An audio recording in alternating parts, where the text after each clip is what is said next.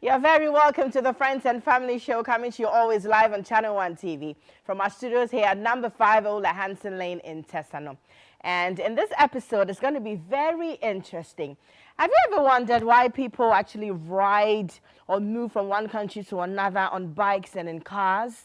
Have you ever wondered what actually goes through their minds? Why would you want to do that? Have you ever wondered how the safety is? What do they put in, all the plans and all of that? Have you ever wondered? Because we've heard of people ride from here to there, from Ghana to somewhere else, and Charlie, you sit down and say, me cry when you send me to Labadi here, cry is trouble. And I have to go in the car when I have to use the airplane or something. But it's interesting, right? So today on the show, all my guests have either rode from Ghana to somewhere out of Ghana, either in a car or on motorbikes. And what fascinates me actually is the motorbikes. The car is sometimes small, you get some small, I understand. But again, how are you driving from Ghana to another country by road? We'll get into this conversation. I want you to be a part of it. So send me a message via WhatsApp on the number 020-444-7033. And don't forget to add your name and location. Now, guess what? My super special name is Noyo Kwote. And I'm your sweet host today. You can find me on Instagram at na_oyo_Kwote. And when you find me, don't forget to hit the like and the follow button. I'll take a breather. When I'm back, I'll introduce my special guest to you. Don't go away.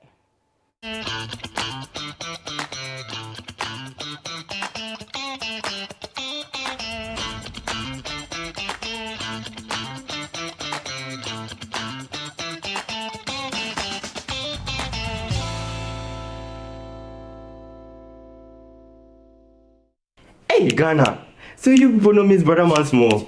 If you knew, it's your boy. Kill them all, kill them all. But this time, I'm not only killing mosquitoes, I am killing the greats. See? This wouldn't have been possible if I didn't have the perfect mosquito-free atmosphere. Thank you, Out Insecticide.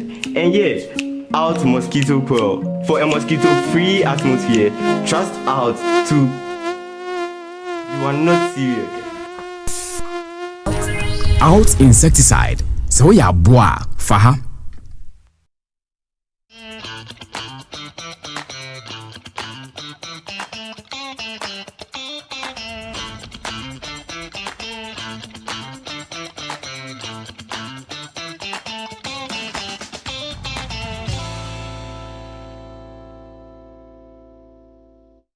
Okay, welcome back to the Friends and Family Show. And like I said before I went on a break, I've got 3 special guests in the studio today.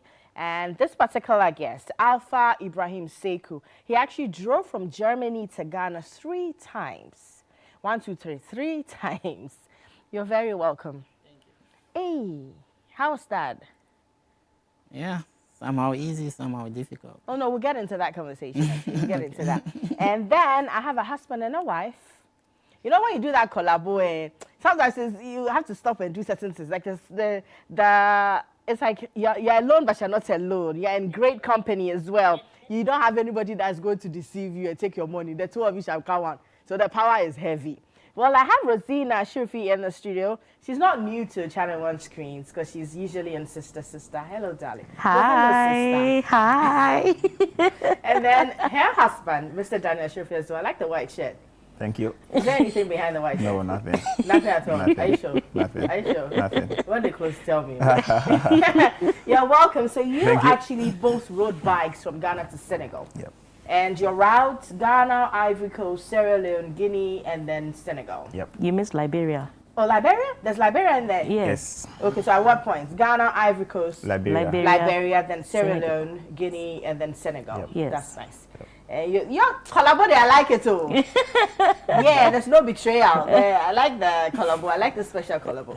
Right, so I'm going to go through Alpha's route as well. So initially, you drove from Germany to Burkina Faso with your cousin. What's my what? With your cousin. Okay. No, yeah, the first The trip. very first one. 2013, and then yeah. in 2013. Yeah. In 2017, you embarked on another journey. And- then in May 2025, just this year, Exactly. another. Yeah. And your route is Germany, Switzerland, France, Spain, Morocco, Western Sahara, Mauritania, Mali, Burkina Faso, and then Ghana. Exactly. That's a lot. Yeah. 7,000 7. plus.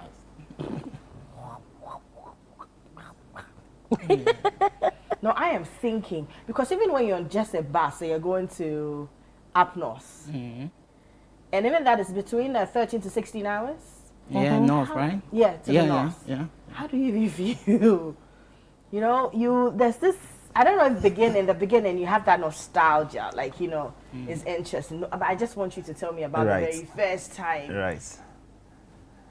Should he take it first? Oh, anyone can take it. Okay, go ahead. Okay, so if you have to deal with only sitting in the car and going, that's fine. Okay. In our cases, you You have are to deal riding. with you have to deal with border officials. You spend so much time at the border, wasting time and they're not telling you anything. They are just wasting your time, and then after they come and take your money, and then some of them will feign not be able to speak your language, and then after they've taken money from you, Now they understand. they understand your language. So you can imagine all the number of hours you have to ride or drive, and then now having to wait for X number of hours, sometimes in draws you very back. harsh conditions, yes. And you have to ride deep into the night. When we're leaving Ghana, we say we're not going to ride at night because of security concerns. But the borders will waste your time so much so that you don't have an into the option night. than to ride into the night. Okay, let's And so you let's can start imagine. up from before the final day. Now the D-Day. Let's Yeah. just okay. We're setting up today. Yeah. What actually goes through your mind to make that decision? That's I'm going to ride or I'm going to drive around. No, the decision was made earlier. Okay. So at that point, it's too late to change your mind. The decision But was what goes made into earlier. the decision? Well, I think that anybody who embarks on such a journey naturally has a love for adventure. Right. So first and foremost, you need to be somebody who has love for adventure, love for sightseeing, and willing to challenge yourself to do something beyond what is considered normal. The normal, right. Okay, so that's the first thing. But then again, you need to prepare yourself mentally, because for me, I remember when he was, because he is actually the brain behind the whole trip. I was going to ask who was behind yeah, it. so even before the final one we did to Senegal, we've done a couple of, around Ghana and done close to about 3,000 kilometers in 7 days, things like that. But the fact that you are going out of your country, you're going to meet people you don't know, different languages, different currencies. There's a mental stress that I went through. And when I started hearing, people will start giving you tidbits. Oh, this country is like that, this country is like that. Be careful here, be careful there. And, don't do this, don't do that. And especially when I got the reviews for Guinea, and I realized that the topography of Guinea was, it would rise and fall. Bumpy. I almost chickened out. I almost chickened out because I was like, I knew I had a fear of heights. So there was a mental battle you had to deal with before I embarked on the trip. And mind you, you're using a motorbike, you're not using a car, you're using a motorbike. So for me, I had to go through this mental, preparation, aside the physical preparation where he would tell us what to do. Get your helmet, get this, get that, make sure you have this on you and all of that. So there was a whole checklist prepared for us, things we needed to carry along, and the fact that we needed to travel light. Yeah. Okay. For you, Alpha, you have driven 3 times, right? From Germany to Ghana. There must be something that's definitely, because the first time or the second time would have been enough. But the third time, is it that it's just with the first time you didn't get to see certain things? Then the second time, so let me try again. No. The third time, I missed out on this one. Let me go again. Yeah, Let must me be congratulate love- him for Yeah, doing there it must 3 be times. three Because I times. don't want to do it again. Oh. I know. I don't want to do it again because of what I've gone through. We'll And get so to for what you him, have gone through. doing it 3 times, I Yes, needed to 3 times. congratulate I think it's There a must good, be a deep it's a love. good question. The first one, like I said, I moved alone from Germany across Switzerland, France to Spain, and I picked my nephew Okay. in Madrid. So we drove together. He has a driving license too. So I feel like what I wanted to do, I haven't done it. Because you were with somebody. Yeah, Okay. and he drives So the too. initial plan was for you to drive Yeah. alone. So I decided to take another second trip alone. So what influenced the third one? Because you were just coming back. Because Yeah, we'll come it to wasn't that. me. We'll come to that. So the second trip, I just wanted to break some record. At least I have got the experience already, but it wasn't enough for me. So I want to use the same thing because I had the experience by the road. I know where the difficulties and where the challenges were. So I came alone and it was fine. And then the second one, I say, okay, I've suffered a lot from first, second trip. So let me count now for the third. because I found some businesses on the road than to make some profit. So that was the reason of the second. So the third one was profitable. Profitable, yeah. You're a smart guy. Yeah, because now you know the ropes. Yes. When And you then do it the- once, it may be by Yeah, chance. yeah. Second time could be a fluke. But if you do it for a third Third time, time, it means you you be really champion. yes. Yeah, exactly. You be champion. So what's actually behind, what was the inspiration behind it? Let's say the Inspiration- very first time. The very first time, like you just said, when you drove from here to Tamale or Northern region, it's a long journey, 18 hours. But in Europe, it's not like that. Okay. From here to Tamale, you need just 4 hours or less, because the highways are big and free, Yeah. Okay. and there is no any interaction. And then when driving from Germany, for example, connecting to Switzerland, is EU countries, and Switzerland is not complete fully into EU, Right. so you need some border Documentation, process. right. No, it's only like I think the different, you use the same insurance, the same roadway, but you have to use different toll gate. Okay. So you have to pay for your toll gate, and then if you have some items for duties, you have to Declare. declare it there. So it's easy. It's just like 10 minutes. I'm done with them. Oh, wow. Wow. And then the languages also helps, because Switzerland speaks 3 languages: German language, French, and part Italian language. And then I speak German language perfectly, and then the same as French as well. So it was so very yours was right. So Switzerland at the same time is a small country where you can drive across, I think, not more than 3 hours maximum. Or 4. The entire country. Yeah, it's a small, the entire country from A to Z. Border to border. Border to Okay. border, yeah. Hey. No, we're doing it 3 times, So, like I you say, know, like you're a yeah. champion. When we're He's done it 5 times, by the way. And you say you know do again. Like Not yours was within first time. Ghana, Within Ghana, within Ghana, 4 Within times. Ghana, 4 times, and and then then go into outside one. So Senegal. Right. some of our challenges, you know, when you're moving from one country to another country, and then a friend said in Europe, you will travel and then it's only a signboard that you will see and then know that you are in a different country. But exactly. here, the hurdle or the hassle you have to go through to move from one country to another country, sometimes you feel like going back home. But it's so easy in Europe. I think I'm good to say that, because I know Europe just like I know Accra. Yeah. In Europe, like I live in North Rhine-Westphalia in Germany, which western side, near borders to Holland and Belgium. If you move from one country to another country, you don't detect anything, except if you know the country very well, you detect that the number plate of the cars have changing. changed, and the So road, if you move the and don't road know that you've conditions changed also countries. changes, because Yeah. Germany is a, big country, very rich, and then it's not like the other countries. Then you notice, and then beside that again, the document you use in a country is the same document you use in country B, because it's a European Union, Yeah. Okay. not like ECOWAS by name, that you are a Ghanaian. Yeah, you are a Ghanaian moving to Togo, you spend 2 hours at the border. Yes. No, it's not 2 hours. For example, 4 or moving hours. to At Burkina least 2 Faso, hours. No. yeah, you spend 3 hours and you pay unnecessary things without Yeah. receipt. Yeah. Without receipt. Yeah, it doesn't work there like Yeah. that. So when I moved from Germany, there wasn't any control. When I communicate with somebody, maybe filling station or rest place, that's Right. it. Nobody asked So me. it's No any easier authority. traveling It's very easy within to travel. Europe than Than you're within traveling And then even believe West me, Africa. Yeah. I drove across Germany, Switzerland, France, Spain.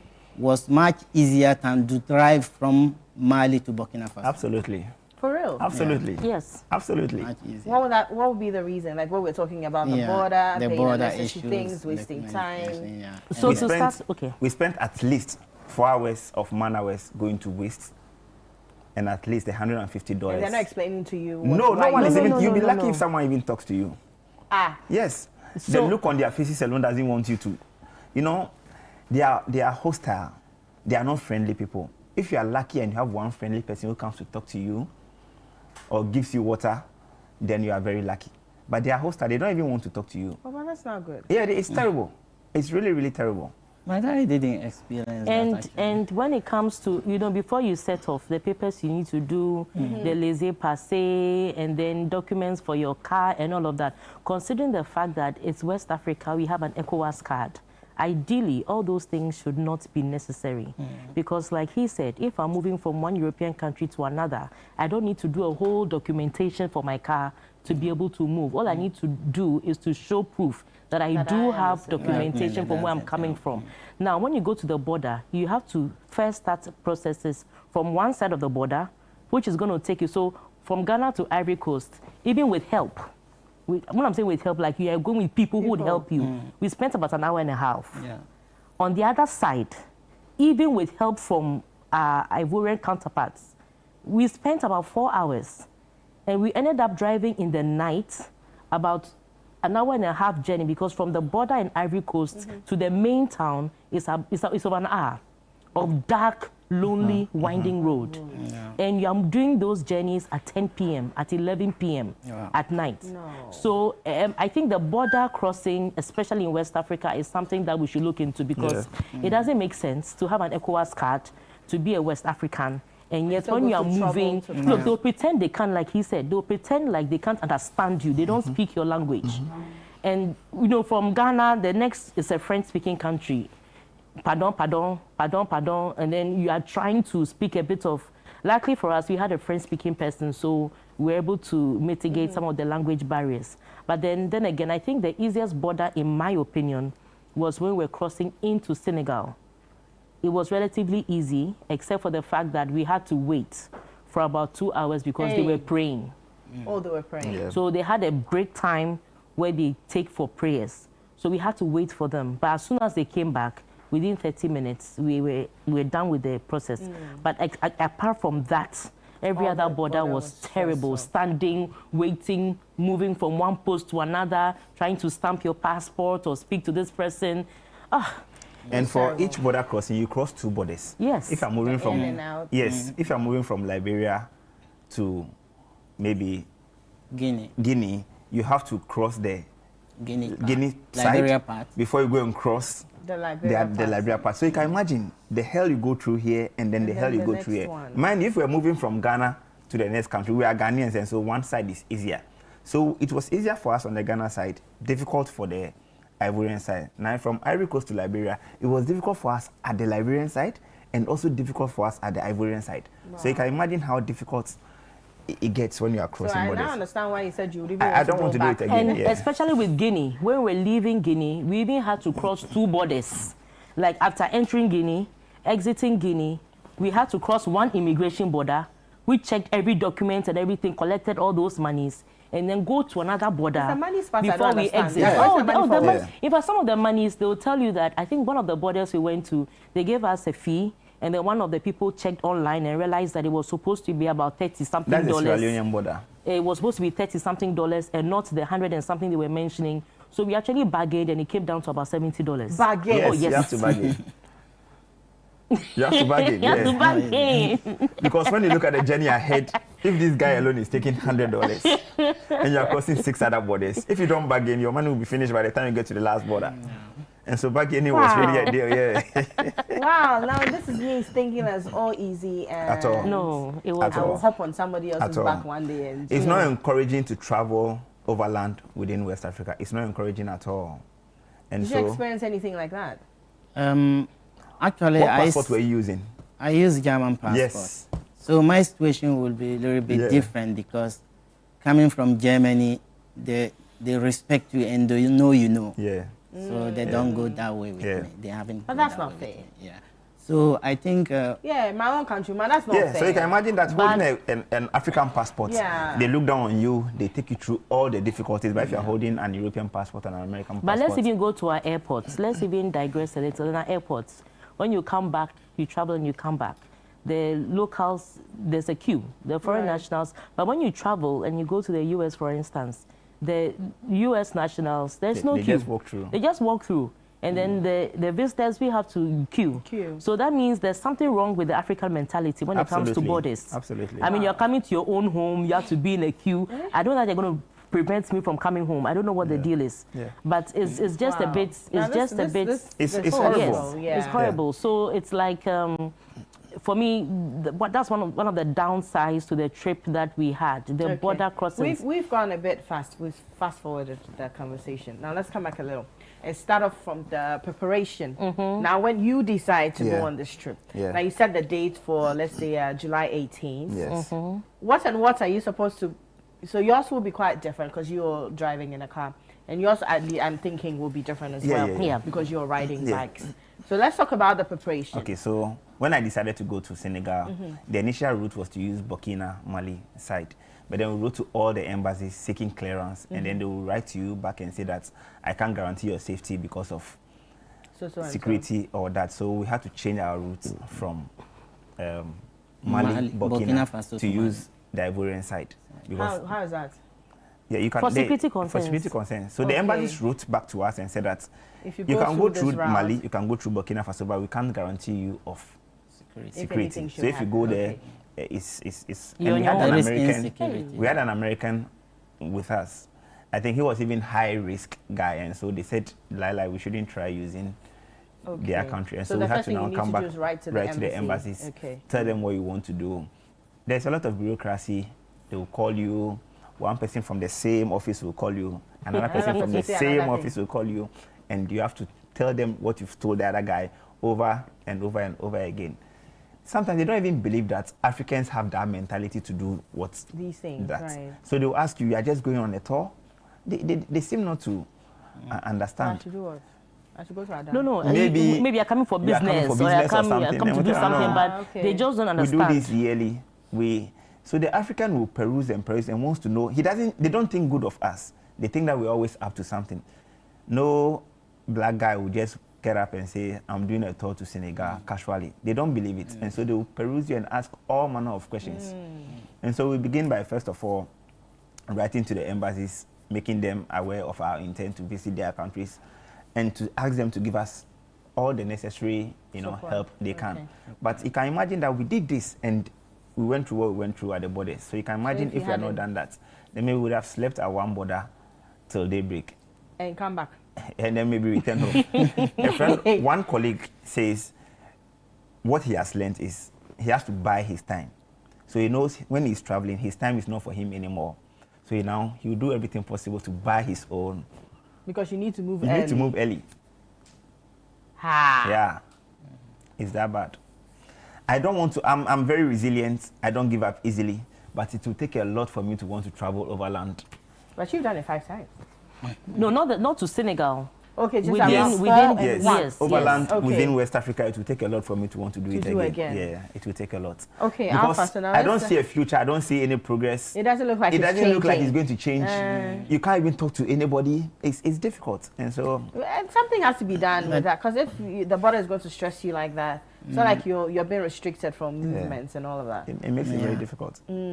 But sometimes I think all this happens sometimes when due to our own mentality, Absolutely. African mentality. It's just that. Because we have certain mentality, like to say that whom I know, because he's a Ghanaian, because he's a Burkinabe, or he's a Malian. So I have to make things a little bit difficult. The same thing, people coming from there to Ghana, they feel more than what they saw used, they have more than difficulties that you have. Yeah. But for instance, like me, I'm a Ghanaian, I'm a Burkinabe, I'm a Malian. At the same time, I look like Mauritania. So having faced that difficult Right. So when I come to Ghana, you look I like speak Twi, I speak Ghana, I'm a Ghanaian. When I go other place, I speak Fulani, I speak French. When I go other place, I speak Arabic. So I haven't encountered that difficulties at all. Okay. The only difficulties I faced was my own mistake. Because when I came the last time, 2017, I took my visa at the borders. So coming this now, things have changed. You have to apply online and approve online before you come in. So I arrive at visa on arrival. Okay, let me go back some. Like Morocco, I don't need visa. With the German citizens, it's a visa free. And the Morocco also is the same country that I think, colonizing, I don't want to put it that way, like handling Western Sahara, they don't have their own government. So use the same document. Then you start to demand visa, apply visa from Mauritania part. So I have to stay there for 7 days before my approval. Right. Oh. So now because I'm supposed to do it before. Online before. 7 days, that's a lot. That's a whole week. Yeah. So during the 7 days, what are you doing? You're Yeah, wandering just around, like on the checking border in my hotel, because I've drove almost 5,000 kilometers already tired. So Right. it was an opportunity for me. For you to to rest. rest. Yeah. I now understand why you did 3 times. Now you've gone through all the Yeah, loops, so- so you understand Yeah. that you have to take your Yeah. visas. So the before- mentality, we have to change the mentality in Africa. Like, if you have the requirement, you are qualified to go, let go. Doesn't matter when you speak this language or other language, citizens of the earth. Yeah. So that But has been here, the they don't argument. care with that. You know, they just like, you know, whom you know, the document doesn't matter. Money. That has been the argument. Because you have everything that they are asking you, Yeah, but they are still- still not letting you go. And so Why? that makes it even That's more what I don't difficult. get. If it is because I don't have something, I would understand. Yeah. But I have You everything have that everything. you are asking me. You ask for my laissez-passer, I give you my international license, I give you my this, I give you, and you are still keeping me. It makes it so difficult. Yeah, like it's- there's no end to I this. think the to this authority madness. has to, you know, check on that. and Hopefully, change it. hopefully, Yeah. hopefully. The authorities. Yeah, so back to the question, how preparing to go. So we write to the embassies, they give us, some give us a clearance, some don't even reply us at all. Some will give you the courtesy and call you and say that we can guarantee. And then now we're back to our motorcycles. With the cars, whatever you do on the car, you have to do 10 times on a motorcycle. Okay, what because of, motorbikes do you ride? they are adventure motorcycles. They have been Okay. so made to For adventure. for adventure, yes. Okay.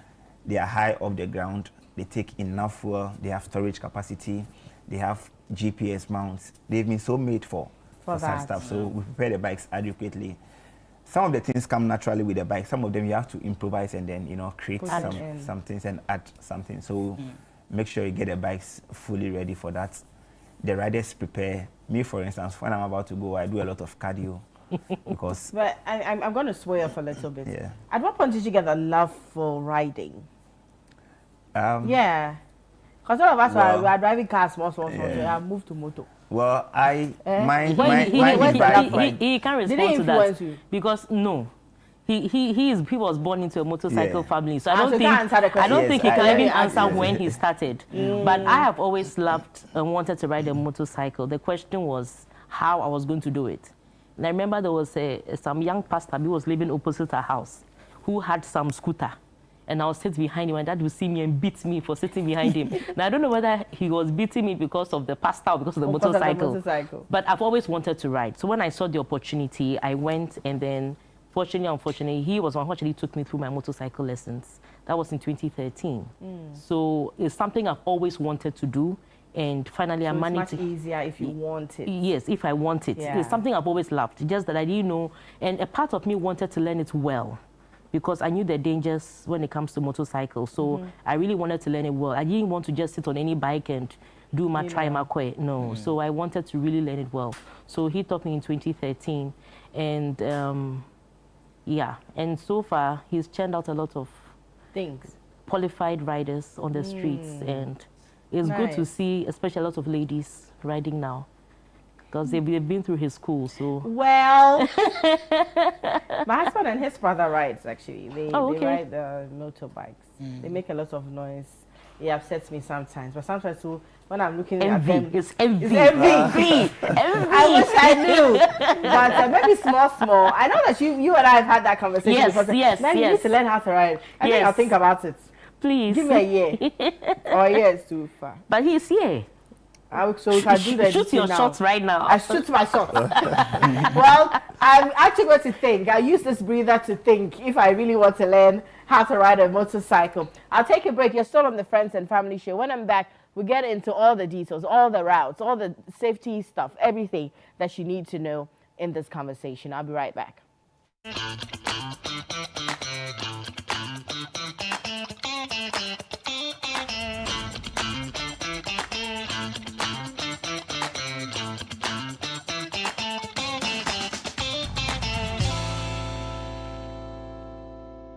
In a world filled with challenges, we all need guidance, hope, and a lifeline to anchor us. This is Lifeline, and I'm your host, Fred Crunchy Mensa.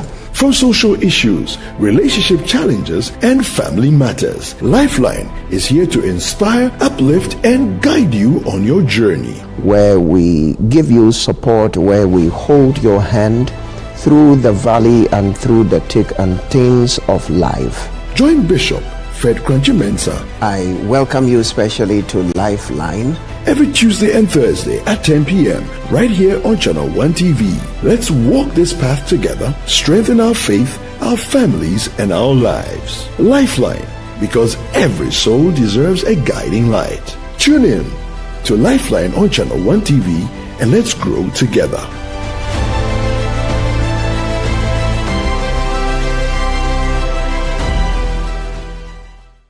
Curious about what's happening beyond your borders? Beyond Borders takes you there. Every Wednesday at 7 p.m., join Caleb Kuda as he explores the stories that shape our world, connecting you with Ghanaians in other cultures and seeing the world through their eyes. So we've learned one thing: you leave your shoes outside. Wow.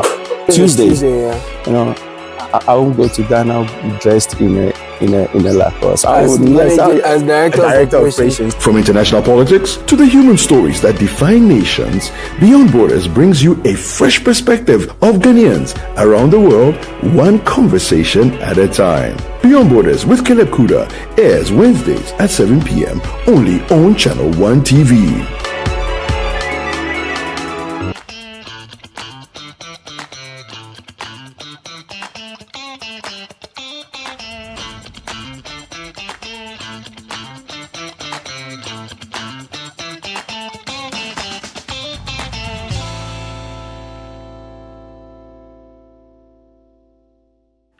All right, you're welcome back to the Friends and Family Show. We're still live on Channel 1 TV, always coming to you from our studios here at number 5 Ola Hanson Lane in Tesano. You're very welcome if you just joined. We're talking to 3 wonderful guests who've actually driven and rode bikes across country. And I know that you've been wondering how all of that happens, because when we hear it, sometimes it's very interesting and fascinating. And again, it becomes scary as well. Like, you start to think about the safety and all of that. So this is first-hand information. We're getting all of them from people who've actually done it. So we're going to ask about the safety bits, if they're really scared when we get to certain countries, or they're okay, like they do a dishi every day when they get into the country. It's like, because I have started, I can't go back. It's like, me and my siblings will say, I started, when I come back, they laugh at me. So let me just continue and cry for a cool. You get? But we'll get into this conversation. Before I do that, I've got some messages that you have sent me, and I will check them out real quick, and we'll get into the conversation. And this one here says, this Ibrahim guy is very smart. He didn't just drive for fun. There was an external factor, which is business. And he was driving and was identifying business potentials in each country he drove past. He wasn't just driving, but was being observant as well. That's how come he did it 3 times. Charlie, give me a high five. Hey! Even though he was trying to be adventurous, I am sure his main motive was to identify business potentials. He said it in his first submission, though, that he saw business potentials. What I have learned from this is, through your adventure, you learn something new. Right. So that's actually brought me to that question. That's probably you didn't see something the first time. You wanted to go through and say you missed this. That's why people do things twice or 3 times. Because the first time you're either too eager, you're too anxiety. So you get to miss all the fun spots. And then the second time. And then when you're settled, you're like, when I pass here, I'll jump before you. That's true. You understand? Yeah, I'm lying. Yeah, that's exactly. The problem we have in Africa is this, so we don't believe in ourselves. Yeah. That is why we see these whites and treat them like God. Africans should support Africans. I agree with you with so many bags of cement. Your guests are narrating the stark truth. I traveled by road from Ghana to Bamako in December 2013. It was hell. Got to the Mali border at 11:15 a.m. I ended up leaving there at 4 p.m. Yep. They asked for my passport, which I produced. They then asked for my laissez-passer. I didn't have, so they requested 20,000 CFA. I had to bargain. Hey, the bargaining power. Then they left me when it was 12 midday and went to sleep, claiming it's mandatory for them, siesta time. They came back after 1 p.m. to continue the bargain. After an hour, finally I had to yield to 12,000 CFA. I swore never to travel by road to any of these African Francophone countries again. This is Ni in Accra. which is something we have spoken about tonight. Not only the Francophone, even the Anglophone countries. They do. They do. Yeah, the same. They do. But All of them. Is it like a... It's a culture. It's behavioral, yeah, that's why I said the it's a mentality. We have to change that mentality. You know, African mentality, any opportunity to rip somebody off, off, get some extra cool. money, get something else. I mean, they would seize it without even blinking an eye. Yeah. But they are there to work. Yeah, and they don't want the system to change. They benefit from the system. So they want that, but the they want system it to like remain that. same way. As we speak, they don't have computerized systems of They write it. They write it, and they will look at one word and write one. Look at it and write so that you two. say, Papa, hurry up, how much do you want to You can't even say, Papa, hurry up. If it's Papa, hurry up, they'll put the pen down. What would you do? And you know, most of them are very good. I don't know whether the calligraphy, like they're actually doing calligraphy. They are writing your name, you know, stroke per stroke. I mean, almost like you are paying for it. Well, you are paying for it, but it's not an experience anyone would want to relive. Yeah, it's not easy. All right, traveling overland. Yes, unnecessary. We have to throw more light on this because it looks like it's not one thing. So almost everybody speaks Since about I came it. back in January, that's all I've been saying to everybody. Right. But even those who go for trading and all that, they also have that problems. Yeah. Those who go across, I think ECOWAS, we say that free trade and free movement. But still, they have it's trouble. not there. It's only in and name. then what they are doing on the borders is not what bothered me. It's like, don't they have high authorities who will take care of that? Are they all not the same? They are all the same. They are always from the high and then. I don't know all the same. No, they are collecting for the authorities. Yes, collecting for the authorities. That's what it looks like. Yeah, that's the problem. Yeah. That's what it looks because like. at the Ivorian border, Guinea crossing into Ivory Coast, the American guy, there was a mistake on his visa. Clearly not his fault. It was from the issuing authority. He didn't see it. And so when we got there, he asked that they call a higher person to, let him know that this is what it is. Maybe that person will reason better, but they were worse. So they are higher authorities, but they don't do any better. Yeah, it's unfortunate. Right, so now let's talk about how you maneuvered through all the places that you drove through or you rode through. Yeah. Did you use GPS?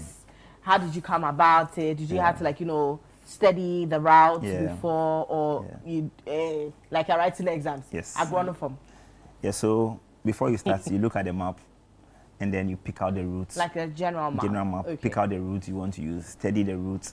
If you know somebody who has traveled that route, you ask the person. So for example, if I want to ride to Germany, he's my going to go to person. I'll ask him, how safe is this route? How many filling stations are on this route? Where will I have to stop if I have a problem? And so I look at the route, map out the route, and then now find people who have done it before and talk to them. Get some experience, first-hand information from them. Once I'm setting on it, and then now I start sharing the route with those who want to go with me. Yeah. Right. Yeah. I think from first time I did similar because I just came on my computer, my laptop, and then printed the world map. And then my city where I live is Leverkusen, between Düsseldorf and Cologne. Then now I'm heading South Germany. So I have to know from my city which next city.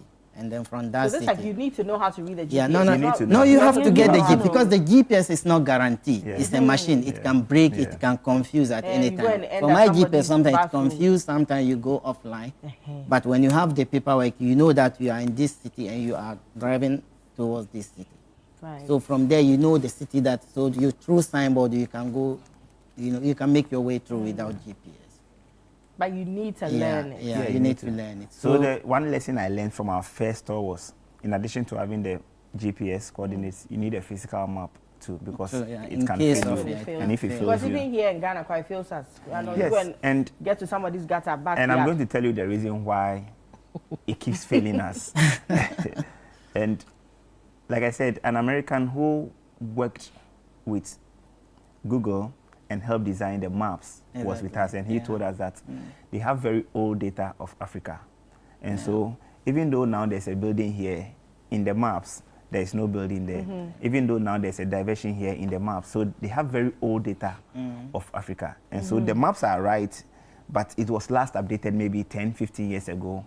And so the map hasn't done wrong. The map is still what it is, but because of developments, they need to update the map, and they are not updating the map. So the map will tell you go 100 meters more, but you are entering the sea, or you are entering someone's garage, or you are right. so okay, so now let's talk about handling the currencies. At what point did you change into the country that you're in currency, or did you change before? Let him take that first. I want to hear from him. Yeah, okay. Like, you know, I drove across Intercontinental, so luckily that Union European, like we said, they use the same currency, euro, except Switzerland, where they have Swiss francs.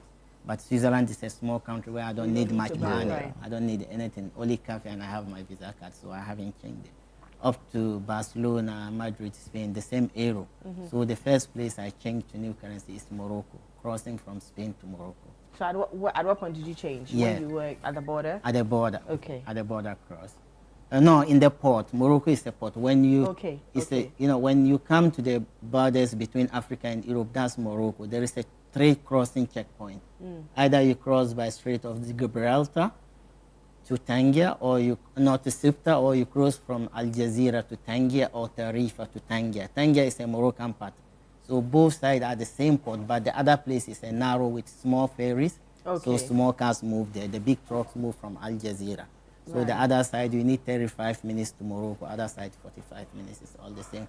So at the port, there is a forest bureau where you can change your money. But what I did, if you don't take time changing euro into other local currencies, you go lost. So I have to calculate exactly what I need from the Moroccan border to the other border, so that I don't waste my euro. You won't waste it. True. So you calculate your fuel, your transit issues, and then custom issues, and then.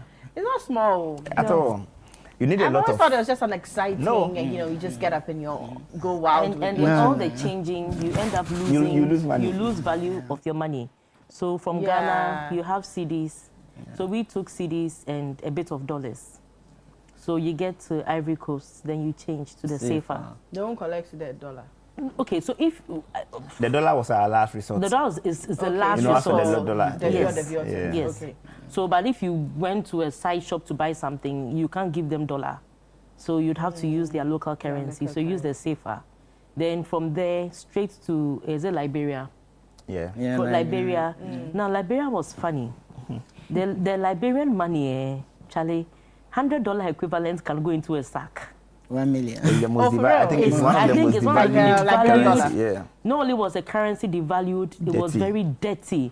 And they had a system where they used the US dollar and then Liberian dollars. So you can give them a very nice, neat $50 note. And what is coming back? Buy something for like maybe $44. They will change you in $5 and the rest in Liberian currency. So, and I don't know how they think about their it. System is so they'll give you a balance mixed with dollars, with the local Liberian dollars. Say, I've never seen dollars so dirty. I don't know how, like, the dollar is so, like when you see dollars and you don't picture dollars being so dirty. But when you get to Liberia, and for me, what marveled me was how they could think between the dollar and then the local Liberian dollars and change you. So get the same value. Yeah. So for if your balance was 6 cedis. But how will you know if they were cheating? And you don't even know. So they'll give you part in dollars and part in Liberian dollars. That's true. But at that time, like the dollar to their dollar, you are buying food, and you have $50. The food costs, let's say, $38. So that gives you have to give you $12.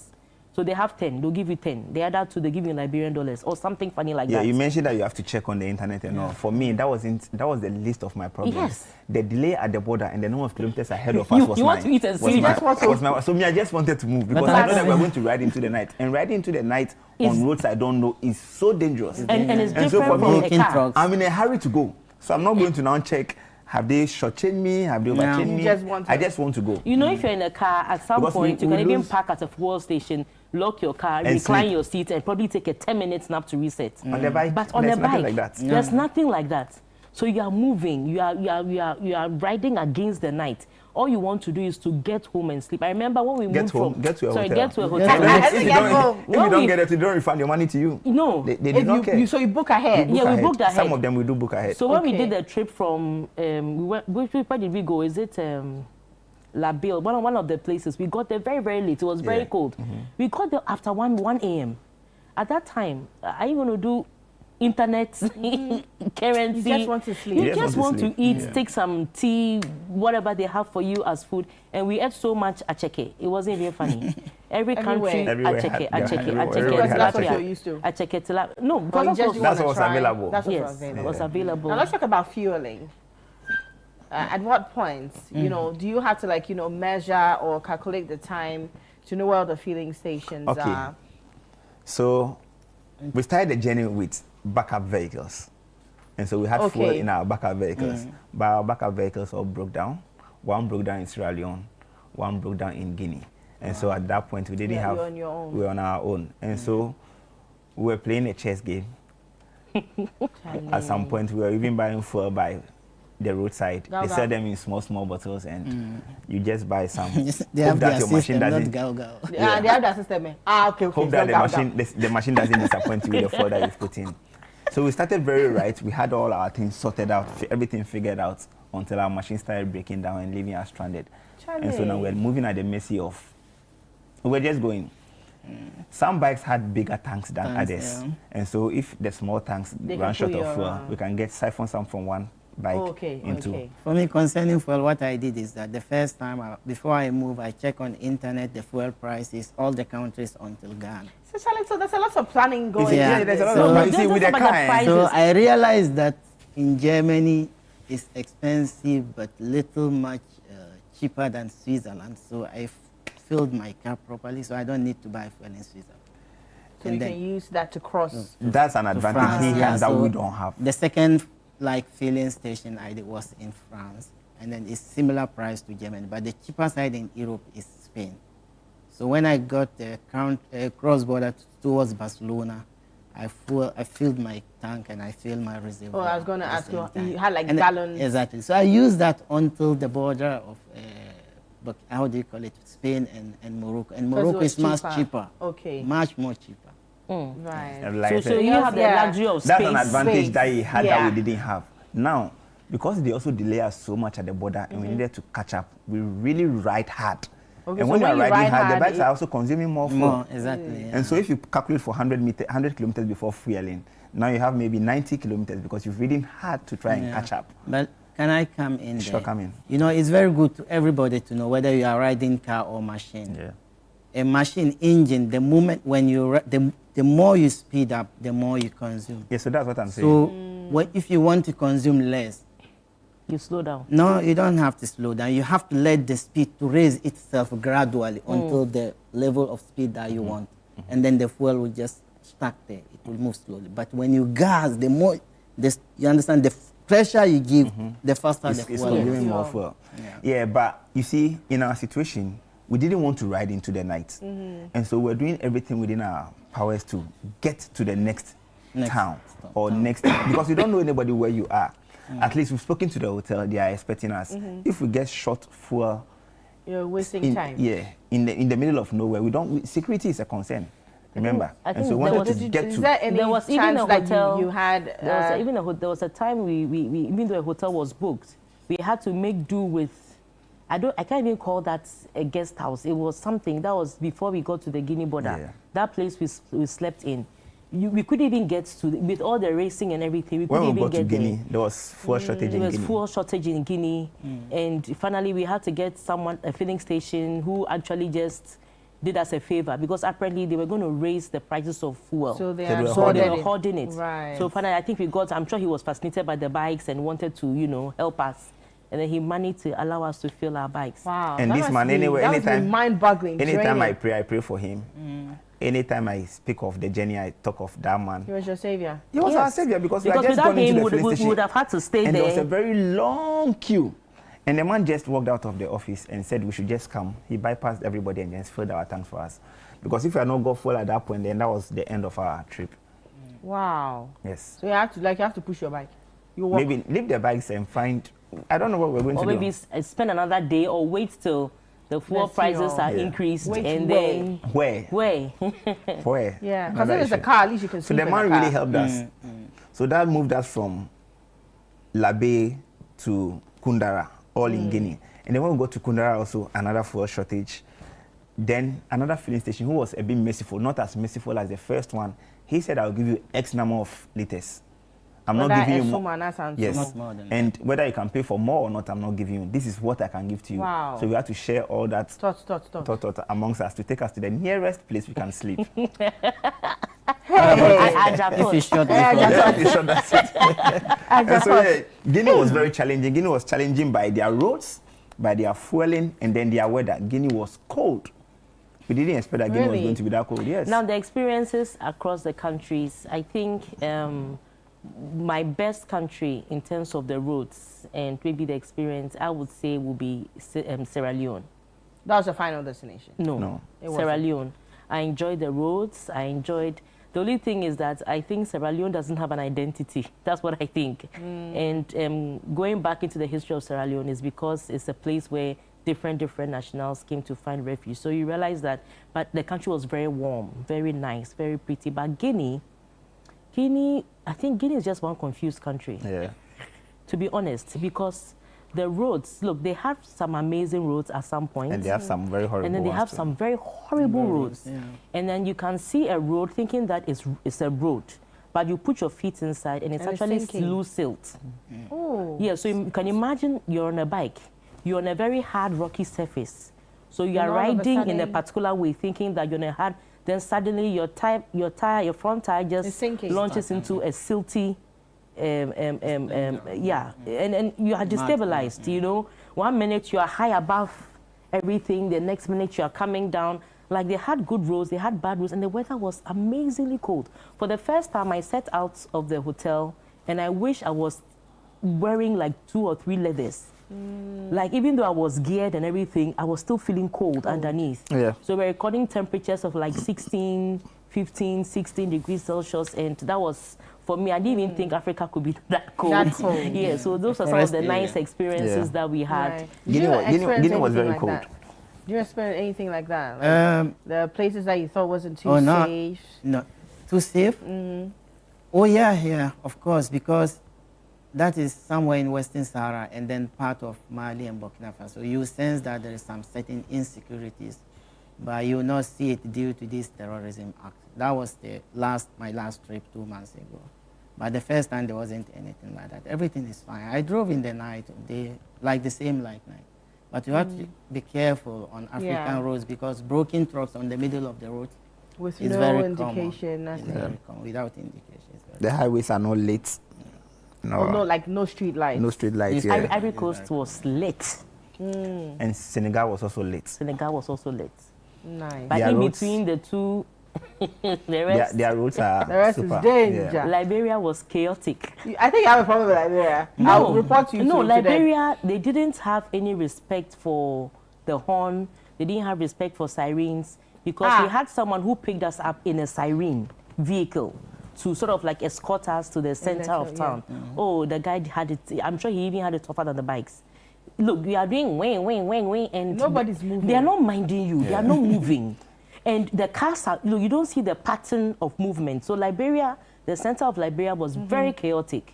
So I don't know what it is with Liberia, but the people are very warm, very, very nice people. The mame. And they speak English, but if you don't take time, you don't hear what they say. The only thing you hear is mame. When you hear mame, that's it. You're not going to hear anything. I've got a couple of messages. Let's take them real quick. And from Dr. T in Kumasi says, "Hi, Rosie. Have you ever done an all-ladies cross-country trip?" Not yet. Are you going to fund pipeline? It? If you Please, fund it, we'll Dr. do it. T, she said, "Are you going to fund it?" Me too, I'm asking the same question. If you fund it, I'll go and learn and join it. And this one here says, the boards in West Africa is the worst to... Oh, so I bet you were trying to say the borders in West Africa is the worst to cross. You can't get through without paying. But it is great to travel on bike since you're able to see a lot of opportunities and observe the natural environment. Yeah. When is the next trip going to happen? Please, the gentleman says you won't go again. It's not far. No, if he wants to go with a group of people, you join. He can get in touch. He will do the planning for them, give them the ropes, and then they can go. Yeah. So like he said, the first time, now I know what to do and what not to do. So maybe, just maybe, I might give it a shot again. A shot. Yeah. Yeah. So I think that there's always a first time to learn. Now I know what not to do and what to do. But for what we taught today, honestly, it will be something that's actually going to, you know, boom my bem, like discourage me. You know, you get to a place that you don't know what to do. You don't know where so you're. that has equipped us to prepare better for the next trip. You have to organize properly. So guess what? I told you that we had a support vehicle that broke down. So what happened to the vehicles? One is still, as we're 6 months down the line, one is still stuck in Sierra Leone. The other one came by sea, I think a month ago, to the harbor. And even that one, when you got here, there was a whole lot. They said because the car left by land and has come by sea, he has to repay duty again and all that like that. The headache we went through traveling to Senegal is not a joke.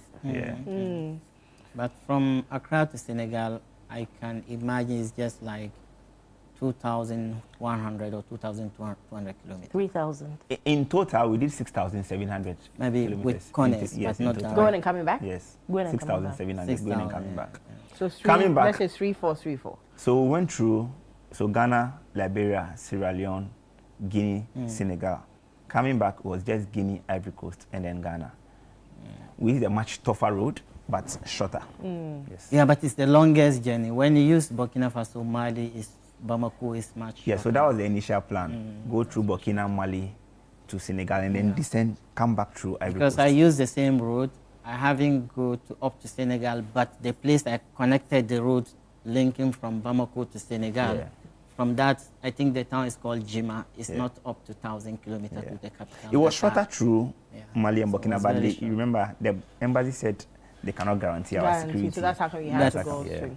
All right, take my final message, and it says, interesting experience the guests are sharing. This is Uncle Cicho. But there was a message that no name was thought. Anyway, I just want you, I'm going to just ask my last question because we just have a minute to go away. If you have any memories, right? Because all the time, there's always that one thing that will never leave you on doing anything, even if not just a trip. But, you know, any adventure or anything, there's always one that you'd always hold dear. Can you share that till we go away? Oh, yeah. I think what I would say about that is that I saw something in the Burkina Faso borders and Mali. You don't want to see again? It's very bad because I saw a very, very young children, like from 14, 15, 16 years, 17, 18, 19 to 20, maximum 22. They are crossing from Burkina Faso to Mali into Galamsey areas in Mali and then Guinea side. And then believe me, when I was on the border by 6 o'clock because I was waiting for my visa to be ready to cross in. So I spent 2 days there. These children are crossing from 6 to 6 in the night, which is a day, they cross like thousands. And all of these children, the moment the bus reaches there, the police, 2 police will come with their guns and they march these children into their corners. I don't know what is happening there, if it's collection or what. And then this continues until 6, and the following day the same thing. And I asked somebody, said every day is the same thing like that. And So you just don't know what's happening when they go. Yeah, I was just thinking, trying to see how I could help or how I could contribute to make things, you know, easier for these children, because those who are supposed to protect them are rather people no harming them. one's taking advantage of I them. couldn't You want forget to share this. it, Rosie? Surviving Guinea. Survive. Right. I'm scared of heights. I had a big fall in Guinea. My shoes ripped off, and surviving Guinea. But I like to say that across the West African countries, it's become more evident that we actually want people from one stock. Nice. I met a lady in Liberia who would pass for my sister easily. Yes. So we're all from one stock. We look alike. Nice. Yeah. You'd want to say something? There's hope for humanity.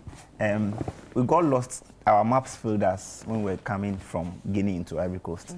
We got lost. Now we're on very little fuel. Everybody was tired. We did about 3 river crossings, and so we're all very tired. We got lost completely, and then we appeared in a certain village. Nobody said anything. We were 5 riders. Nobody said anything to the other, but we were just riding. And then the next light we saw, we all rode towards that light, parked our bikes, and then sat on the floor. The people in the community all rushed to us. To help. And they helped us. They laid mats for us, cooked for us at 10 p.m., gave us tea. They were very, very warm in a village called Yarawulina in Guinea. Nice. We didn't say a word. They just saw that we were stranded. They helped us beautifully. The next morning, they cooked for us, gave us hot water, tea to bath and all, and then they showed us the way. They didn't say a word to us. Nice. So they didn't collect anything from us. So the shirts we wore, we removed our shirts and signed all our shirts and gave them. Nice. Well, now that's actually giving me some kind of hope, because the whole time we've been talking about how, you know, people are meowing our necks at the borders, but this actually giving me hope. That's really beautiful. Very to know beautiful. That, like, you know, people are still people out there. Yeah. Thank you very much for coming through. Thank you. And thank you for watching as well. It has been the Friends and Family Show. That's how far we can go for this week. I'll be back next week with some more interesting conversations. My name is Noyo Kuote. Enjoy the rest of your week. Mwah.